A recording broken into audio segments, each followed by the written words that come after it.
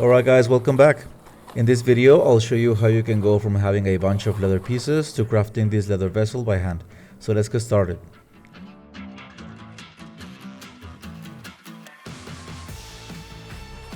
So hi everyone, welcome back to the channel. My name is David, and in this video we're going to be crafting a leather vessel out of vegetable tanned leather. If you love crafting projects and wish to work with leather on unique handmade pieces, this video is for you. I designed this vessel a few days ago and I want to show you how you can craft it yourself as well. So if you're familiar with the channel, you'll know more or less which tools I tend to use for my projects, but I'll leave you a list of them as well as the leather I used and where you can get them from in the description of the video. I'll also leave you a link to where you can get this template from, and it's really simple to use it directly on the leather. So the first thing we need to do is to get our template and make sure it is printed correctly by measuring the 1-inch square at the bottom of each page.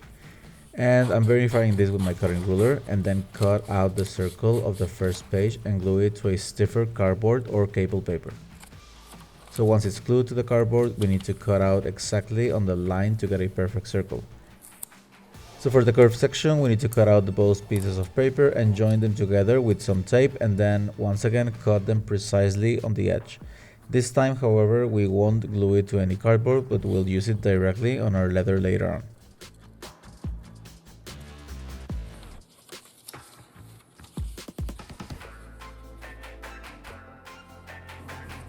So for this part of the vessel, I'm using a natural vegtanned leather, and you can see here it's considerably stiff and bended. So I first need to soften it to mark the circle and stitching holes. So I damp the leather slightly, just enough to make it more malleable, and then place the template glued to the cardboard over the leather, and with my scratch awl began marking the edge of the circle and the stitching holes.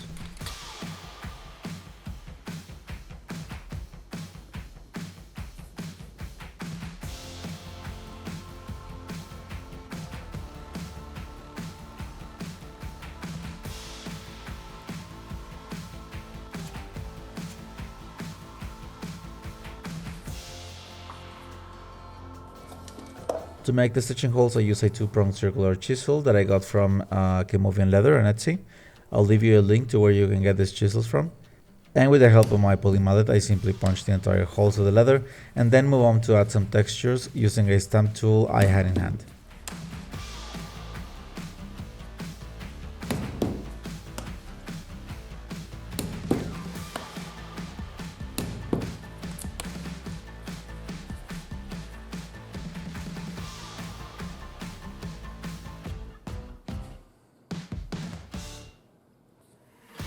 The thing when using leather stamping tools is that you need to constantly damp the leather so it can take the form of the stamp neatly. Otherwise, the stamp won't look as clear as you wish, no matter how hard you punch the tool with your poly mallet.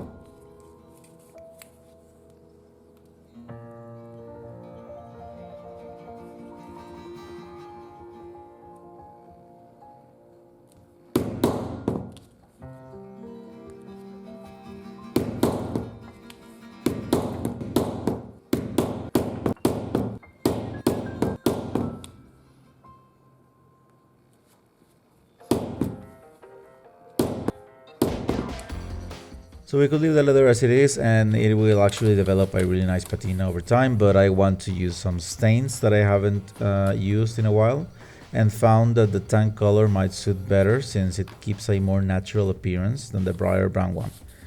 And to stain the leather evenly, I used a new toothbrush and applied the stain as if it was actually toothpaste on the toothbrush, and what it does is that it allows the stain to go deeper in the leather sections of the stamp pattern. Now, I've previously tried out staining leather only with a cloth, and this doesn't reach the depth sections of the leather, and most of that stain gets absorbed by the cloth. So it's a good idea to always have a toothbrush in hand when using these thick stains. And after leaving the stain sit for a while, I went on and buffed the leather with a clean cotton cloth, and then polished and sealed the pieces with some Carnauba cream and gave it a nice polish by buffing the leather again with my clean cotton cloth.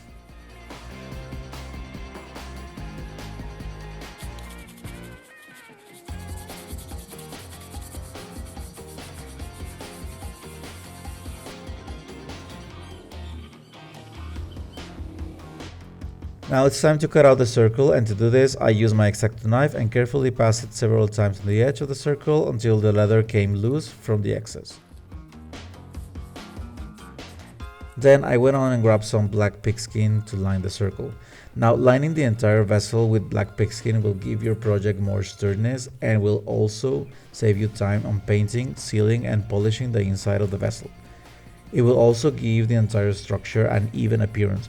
So it's actually very convenient to use some black pigskin to line your projects, especially if you're using a black or dark brown leather ones, since it won't show as much signs of wear as a natural color does.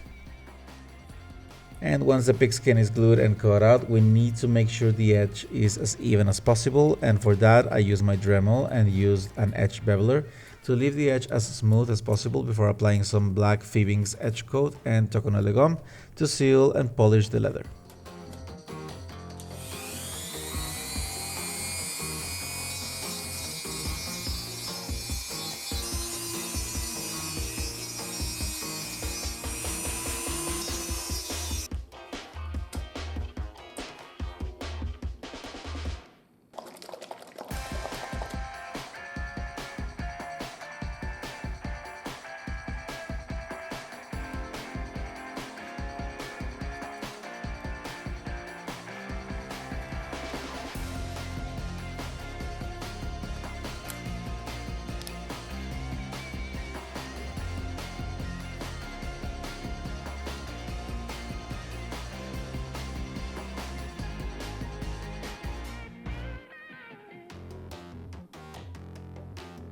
So for the second part, we're going to do exactly the same, but this time I didn't glue the template to a cardboard, rather fix it directly on the leather and use my chisels and knife to make the stitching holes, cutting edge, and then went on and used my stamping tool once again to give this leather piece the same pattern as a circle.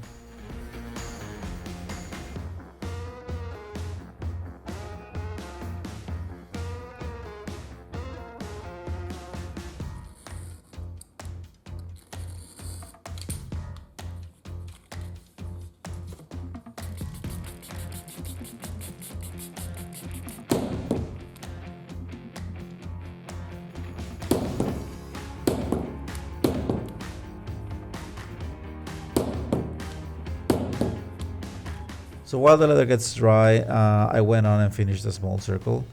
To properly polish the edge of the circle, you'll need to use some Toconele burnishing gum and a small piece of canvas cloth and simply rub the gum with the canvas until you hear a cracking sound and you know it's finished.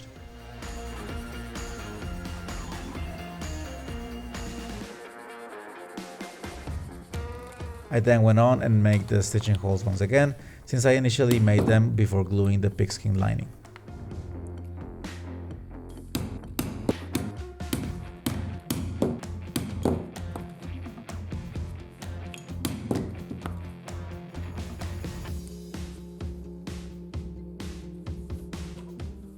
Now going back to the large leather piece, it was time to stain the leather with my toothbrush, and this time I did it following a parallel motion to the curvature of the leather, so when it's all stitched and ready it will have an almost wooden appearance.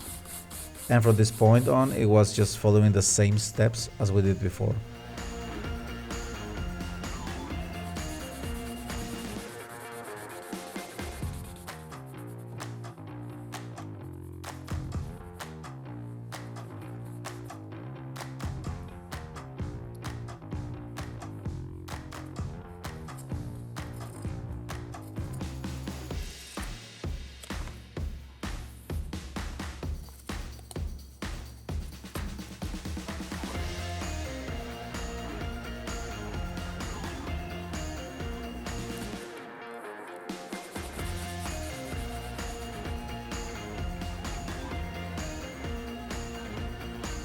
Now to start stitching the leather pieces together, we need to first stitch the edge of the large piece, and to do so I used a black polyester thread and used a little more than 60 centimeters or 24 inches for this first stitch run.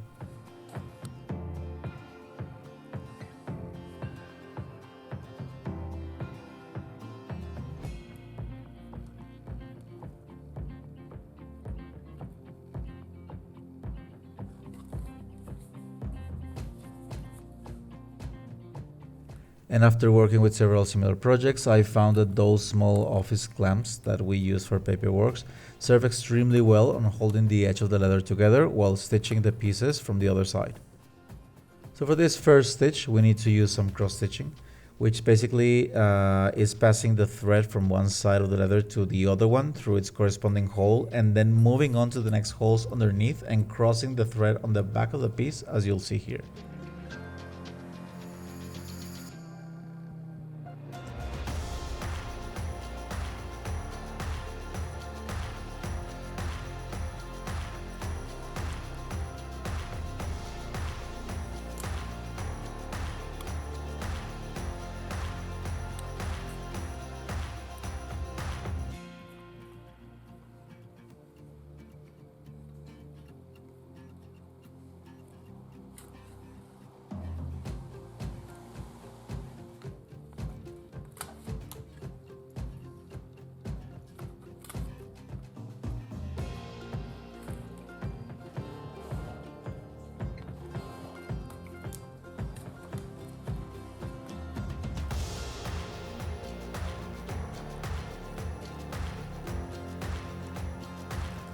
So the final step here is to stitch the circle to the leather part, and it's actually quite simple. However, we need to make sure first that the holes of the circle are aligned to the holes of the small leather piece, and then we can proceed to cross stitch both parts together.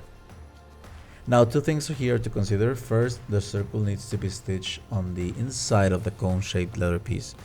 This will make the assembly way stronger, and second, we need to cross stitch the pieces following a perpendicular path.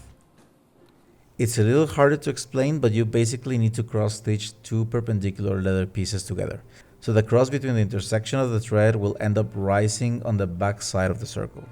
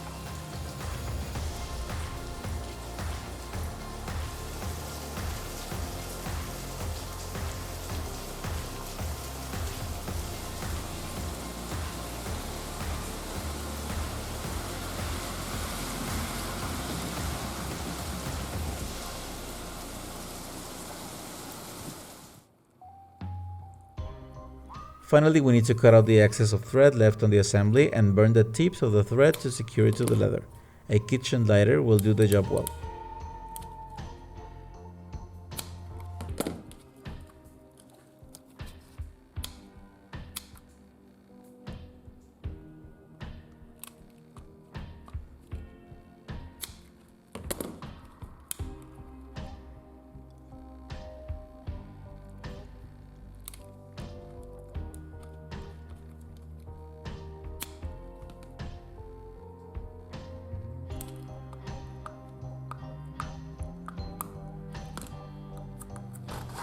Now the next pieces of the vessel are very similar to the last part we just made because they follow the same principle. We need to cut the template and fix it to the leather, and then make the stitching holes, paint the edges, and stitch the leather pieces together using a cross-stitching method. So for these black leather parts, I used a Gaucho Oil leather, which is a vegetable tan leather and has a beautiful luster. These pieces were also lined with black pigskin. So let's move on with the black leather pieces, and we'll be right back.